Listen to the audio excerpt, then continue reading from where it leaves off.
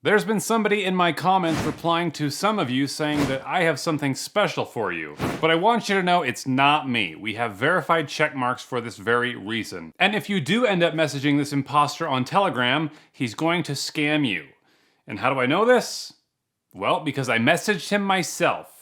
I said, "Hi, Pleasant Green," and he said, "Hello.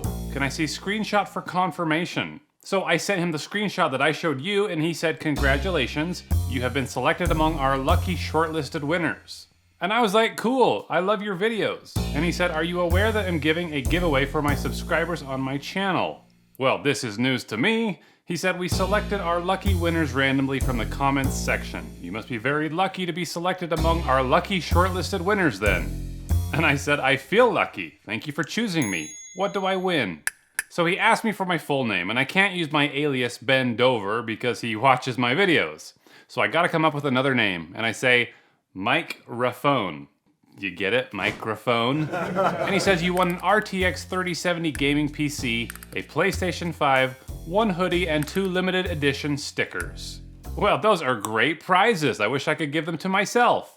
But he goes on to congratulate me and ask for my shipping address and postal code. Now, I know that he's not gonna ship me anything, so I just pick a random address and send it to him. And he says, "Hold on while my logistics manager process your details." Then he says, "These are the cost of shipping to your location. Select the one that suit you best." And I ask, am I responsible for shipping?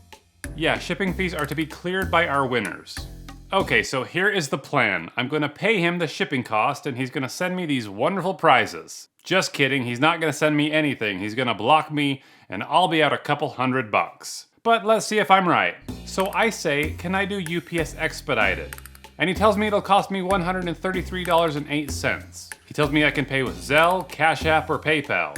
I say PayPal, and he gives me an address and he tells me to mark it as family and friends. Now, why is he telling me to mark it as family and friends?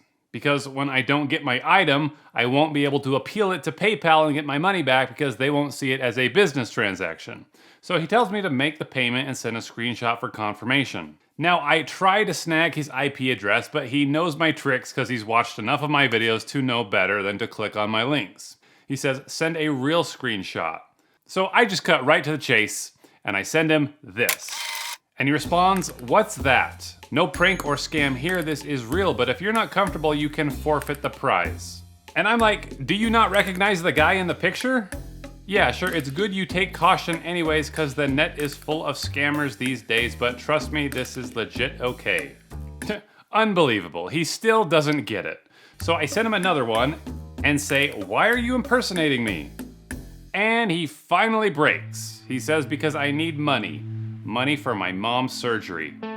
Oh, another scammer using his poor mom as an excuse for scamming. I say, "Don't lie to me." He says, "I'm serious about this now." And I'm like, "Why should I believe you?" He says, I swear with my life. I don't want to lose her. She's the only one I got now. I have to drop out of school because of money." And I say, "Where are you? What country?" And he says, "Nigeria." I kinda thought so. He says, "If you can help me, I promise I will stop all this." Now, why should I help a guy who's been scamming my subscribers? I say, "Have you scammed any of my viewers?" He says, "Not at all." And I say, "You haven't scammed anyone?" "I haven't scammed anyone yet." I mean, he is doing a pretty lousy job of impersonating me, so it wouldn't surprise me if nobody fell for it. But I'm like, well, don't. There are better ways to make money. Please help me with any amount you have. It will go a long way. I will really appreciate your donation, and I promise I will stop scamming people. Donation? Who said I was gonna donate? I said, "Oh, I'm not donating it. I want you to work for it." And he said, "How?" "It's too late for me to work now. The money for the surgery is needed now urgently." Now, I have no idea if he's telling the truth about his mom or just doubling down on this scam. My hunch is that he's full of crap, but the guy needs to know that you make money by working, not scamming. So I say, "Well then, sorry, I can't help you. Money doesn't grow on trees. The only way we make money is through work. What do you say?" And he apparently wants to take me up on my offer. So let's put this scammer to work. I say, "We're going to make an advertisement." And he's like, "How?" I say, "It's how I make money. We're going to have you help me produce an advertisement to include in my next video." Yes, sometimes I do promotions on my channel if it's for a product that I personally like, because it helps me pay for things like lights and music and software, and it makes my content better. But today, I'm going to make this scammer do the sponsorship for me. But he says, I don't understand.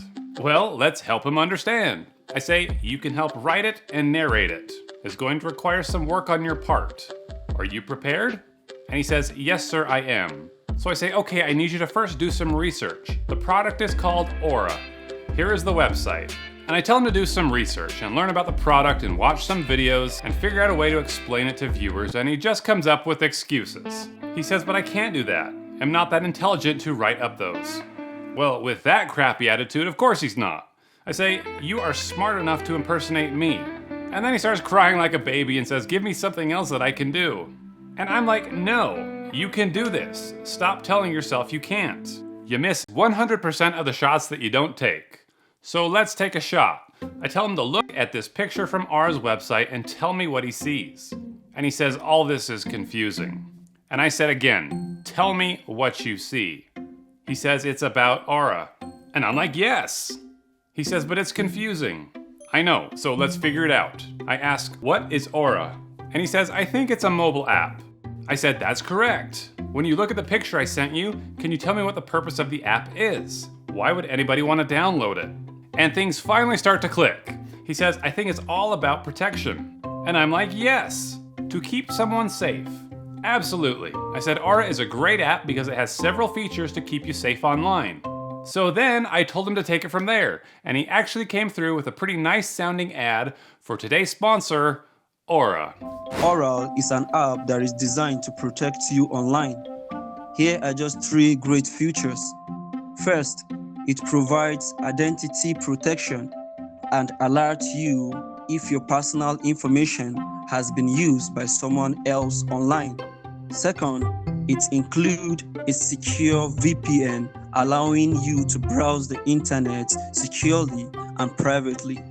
Third, it includes antivirus that protects your device from malware, ransomware, viruses, and more. You can try Aura for free for 14 days and explore all of its other features when you go to aura.com/pleasantscreen. What a great job, and what a great product. Now go keep yourself safe and try Aura and see what personal information of yours has been found online. Well, I held up my part of the deal and I gave him the money that he tried to scam me for, because I wanted to show him what happens when you do honest work. Now, does he really have a sick mom? Who knows? But hey, he earned the money that he wanted, so I sent it. And later that week, I thought I'd check in and see how his mom was doing. And he told me she got her surgery, but was being placed on oxygen. He said he hoped it wasn't for long because they charge $65 an hour for someone on oxygen. He later told me that she spent 11 hours on oxygen and said she would be terrified when she wakes up and discovers that they're to pay for 11 hours of oxygen. $65 for 11 hours. That's $715. But I'm like, well, at least she'll be alive. And he expressed his gratitude, but goes on to say, but we're still having the debt of $715 to pay for oxygen. And this is where his story really starts to fall apart. He really should have quit while he was ahead. But he tells me that the doctors won't release his mom from the hospital until she settles her bill. Which is weird. They're going to keep her in the hospital because she can't pay, which is going to end up costing the hospital even more to keep her there?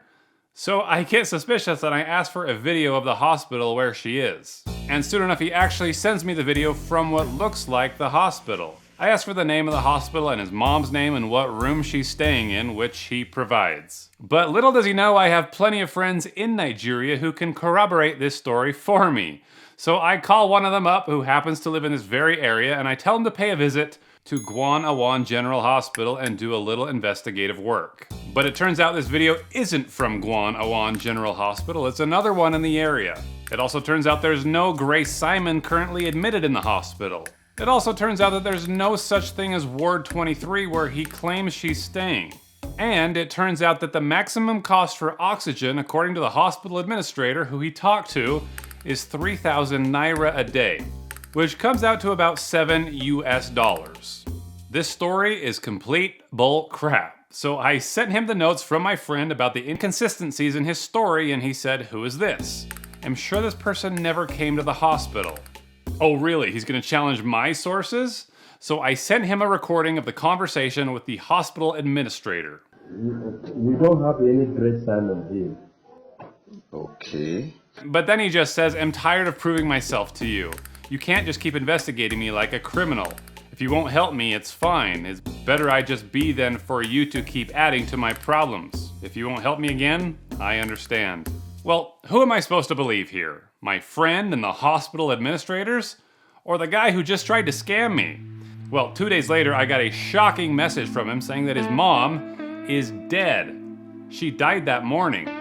Holy crap, I said, I'm sorry to hear that. How did she die? And we get the full story of how it went down, which is very sad. He said she was the only woman I have in my life. I still don't know what he expects me to do, but the next day he told me that they buried her, and he even showed me a program from the funeral. Well, that didn't take long to make. Anyway, I don't push too hard because the kid is clearly in mourning. But the next day he's asking me for more work because apparently the hospital still wants their $715 for the oxygen. He's really still peddling this lie that he owes the hospital $715? We talked to the hospital's cashier. There is no outstanding bill for this woman. And if there was, it would have only been $7 a day. So let's see what other holes we can poke in this story. I ask him what year his mom was born, and he says 1959. I then ask, well, how old was she when she died? He says 63. The liar didn't even read the burial program he sent me. This woman was 67. And he's like, yeah, sorry, 67. And I was like, you liar. And he said, why will you call me a liar? And I said, 'cause you are. How am I to hold my mom's age on my head? Because it's in the freaking program. I said, my friend went to the hospital and they said you were a liar. Then I asked you what year she was born and you messed up. You were trying to scam me again. He said, heaven knows I'm not lying to you. I've never lied to you. What? I said, you did lie to me. You pretended to be me. After what I did for this guy, he's still trying to scam me.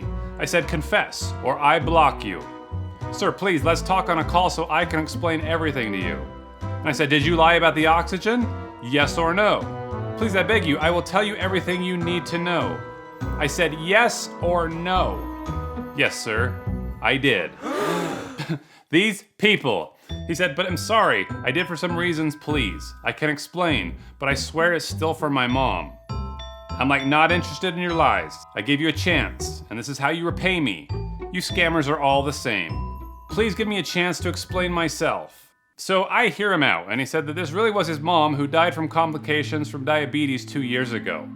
He said he was all alone and didn't have a place to live. He said it was hard to find work and take care of himself.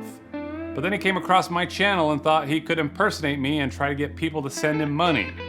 But according to him, I was the first person to reply. That's when he used the story of his mom to garner sympathy. I don't even know what to believe anymore. But I said, okay, you have two options now. Either I expose you to my 1 million subscribers, or you help me recoup my money. He said, I will do anything you want, sir. I promise. And I said, you're gonna do some community service. That's right, we're gonna make this guy do some hard labor and learn his lesson.